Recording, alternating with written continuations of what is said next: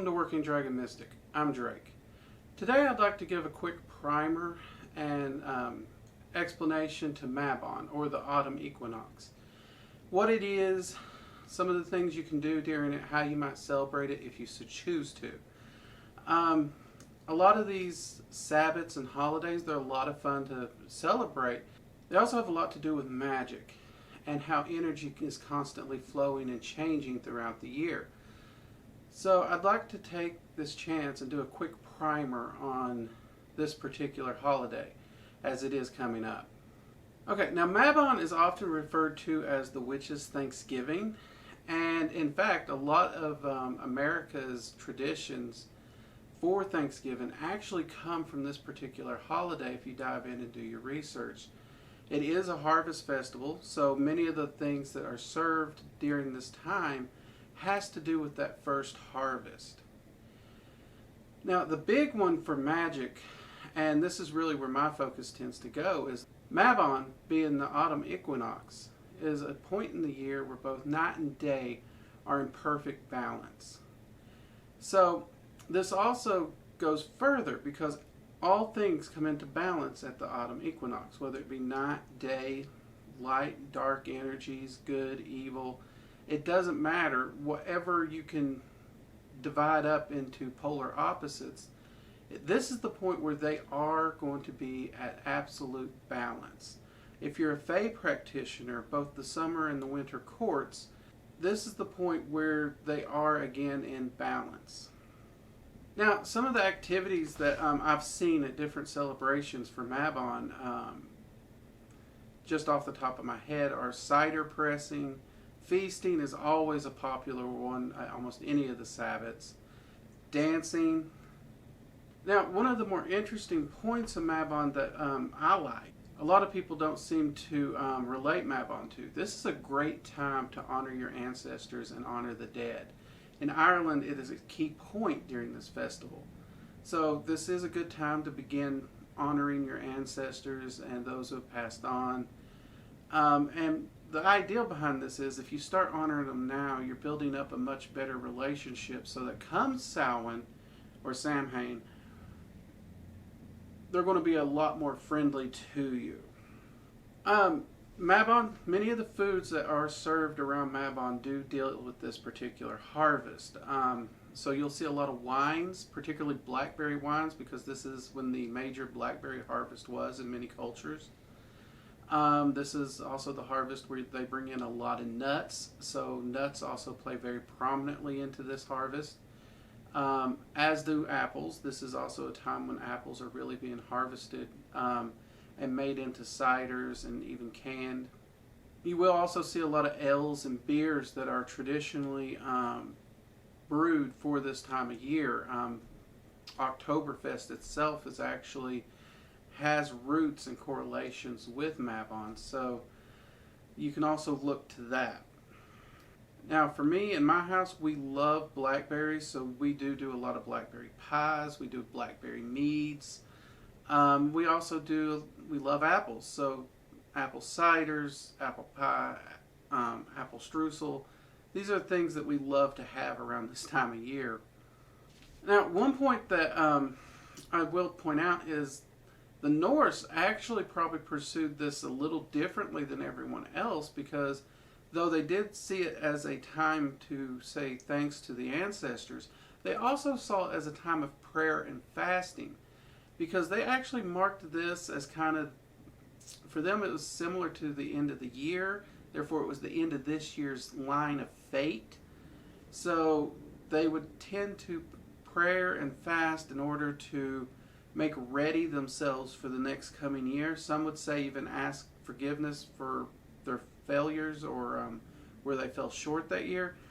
I'm a little iffy on that particular part, but they definitely did at least use this time to make ready for the coming winter and the following year.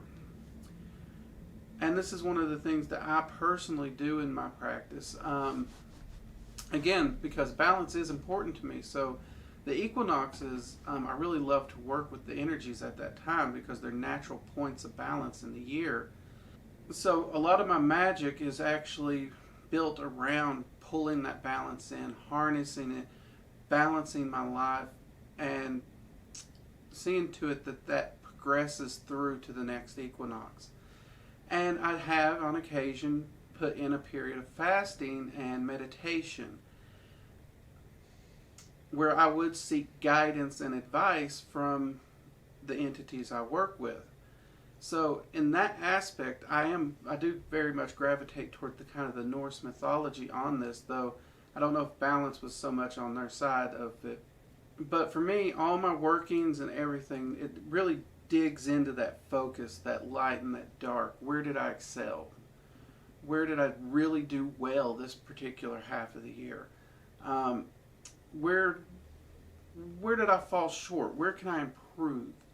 And by focusing my ritual work, my magic, and my meditations onto that balance, I can really come up with a game plan, and I can actually make a chart and notations of exactly how I'm going to pursue bettering myself for this next coming half up until the next equinox, which is when I'd repeat this process again.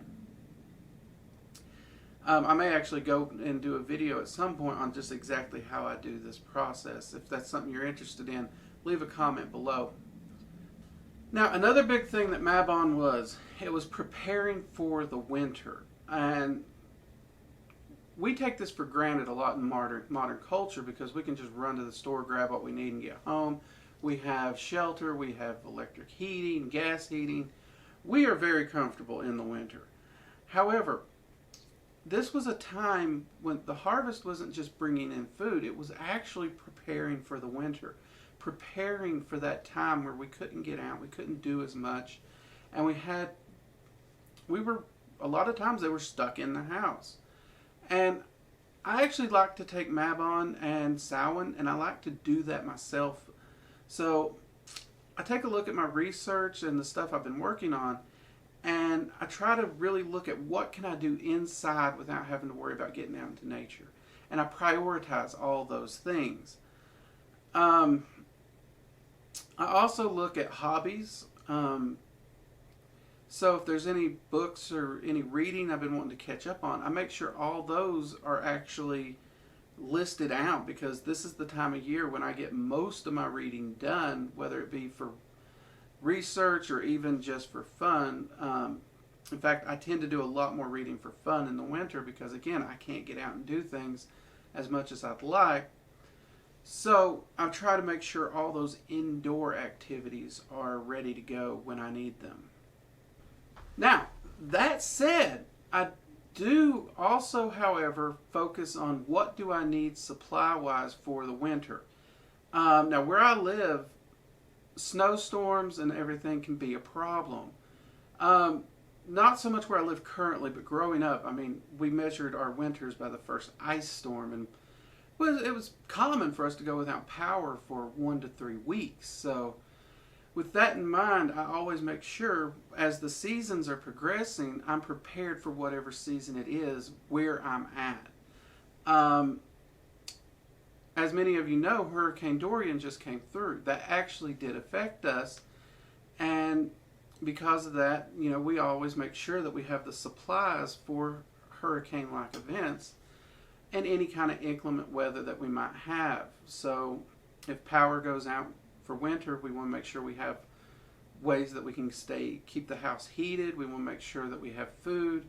We want to make sure we have water. All these little necessities. I know it sounds trivial to a lot of people, but I do like to work this into my Mabon and Samhain practices because that's part of what these particular holidays were. And I find that we can find a lot of inspiration during these times for preparing for those events.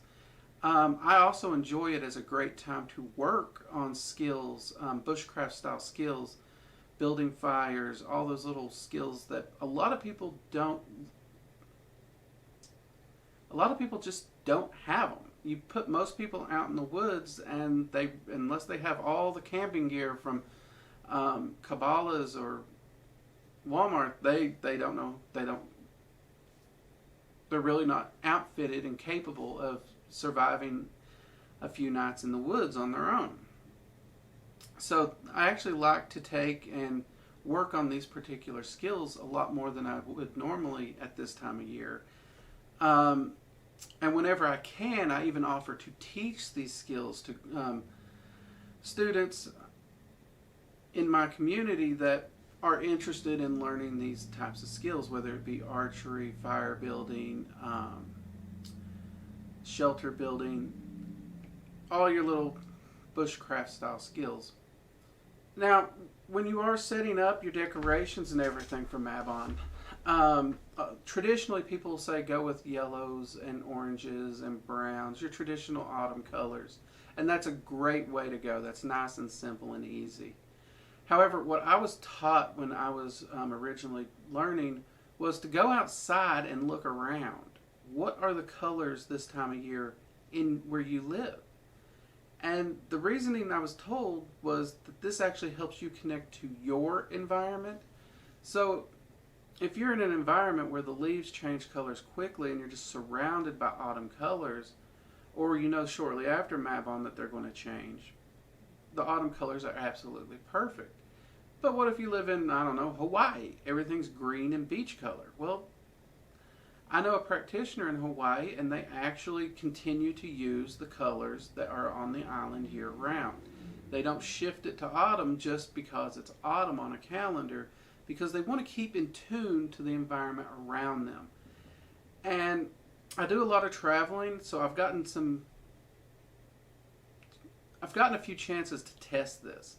And I honestly do find that if you set the colors of your rituals to the colors of the environment in nature, you do tend to get a bit extra power added into the ritual and a bit more attunement and balance to your own home environment and where you're at. Now, the inverse of this is true too. So if you want to keep a natural attunement to your environment, but you're not there, you can actually use colors that would be in your environment, even though you're not there, to continue that attunement with it. That's one of the neater things I've experienced and tinkered with. So if you are someone who lives in an area where the leaves turn those gorgeous autumn colors, and for whatever reason you're in Hawaii for Mabon, you could still use those autumn colors and create that familiar energy. And when you go home, the energy's still going to be ramped up for you. So, as you're planning your ritual, ask yourself, what is it are you wanting to do? What's your goal for these rituals? Are you just celebrating the holiday? Are you just celebrating the changing of the seasons? If you are, decorate with the colors you want. Cook the foods you want. Invite your friends over. Have a party. Have a wonderful time feasting. Treat it just like Thanksgiving. Mabon's really one of the easier ones because it's called the Witch's Thanksgiving for a reason. And this is the time we give thanks for everything that's happened throughout the year. Now, I just simplify it. I keep my Thanksgiving on Thanksgiving when the rest of my family does, but you don't have to. But at the same time, when I am working and doing my balancing ritual, I do give thanks to the entities I've worked with throughout this time for getting me here and helping me accomplish the goals I set out at the previous equinox. So in that way, I do keep the kind of Thanksgiving side of it. And if you're wanting to just focus on magic, then focus your magic on balancing. Now, anytime you're making good progress on something, if you're trying to balance out something, don't bring your progress down. By no means. Bring your balance into your life by bringing up those weak points. Help to strengthen those weak points. I know some people that they completely forego where they're doing good in order to strengthen this, and instead of balancing it, they end up tipping it. If you think that you can manage to lessen your work here while increasing here and kind of get that balance, you can give it a try. Me personally, I have a bad habit of if I put something on the back shelf, I forget about it. So when I'm doing my balancing rituals, when I'm focusing on balancing everything in my life and making sure that I'm progressing as a practitioner, I always use my progress points as my benchmark, and I continue to hold those while I work on bringing everything else up. Now that's my personal side of it. That's how I do it. Everyone's a little different. My only thing is make sure that while you're attempting to balance out the other aspects, you don't let the other things fall. Now, real fast, what would I do for a Mabon ritual? Well, as y'all know, I don't really do group rituals, so mine's are usually pretty simple. My personal Mabon ritual, I'll set up my altar. I'll have 2 candles on there, and I usually just stick with whatever candles I have on there. I don't specifically do holiday candles, though you could easily put 2 candles that are like a brown and a gold or orange, you know, the autumn style colors. And then I'll have an offering dish on there. And then in that dish, that's where I'll put some blackberries. I'll put some apples. And I also have a chalice so that if I've made any blackberry wine or mead, I offer up some of that because that's part of the harvest that was given to us. And I like to give back to what was given to me, and I like to share the fruits of my labor. So those are things that I would put on there.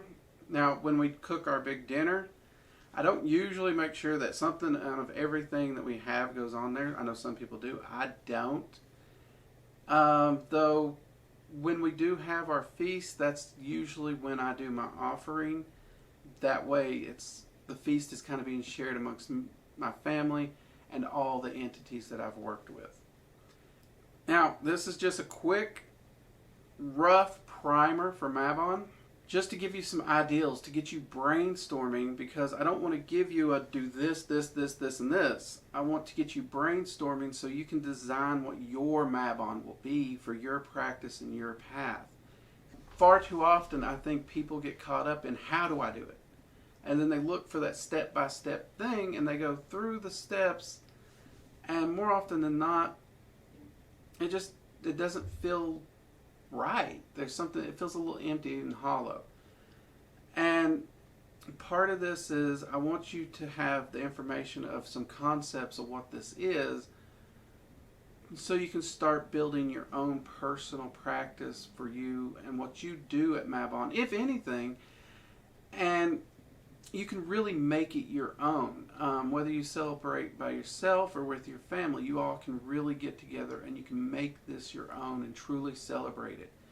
I got one friend for every holiday. They have different recipes for stews and gumbos.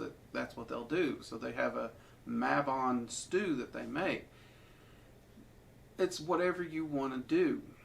I do encourage you to do some research. There's lots of great books out there on the Sabbats. Do plenty of reading. You can go online, research, but take everything that you find and look at it as a way of how can I take this, if it speaks to me, and make it part of my Mabon. I may get in a lot of trouble for this, but I don't personally think there's a right or wrong way to do it. And if you want to celebrate it, celebrate how you want to celebrate it. Because it needs to be fulfilling to you, it needs to work for you, and it needs to fit within your path. Just take this and the information and start brainstorming and figuring out what you can do for your Mabon.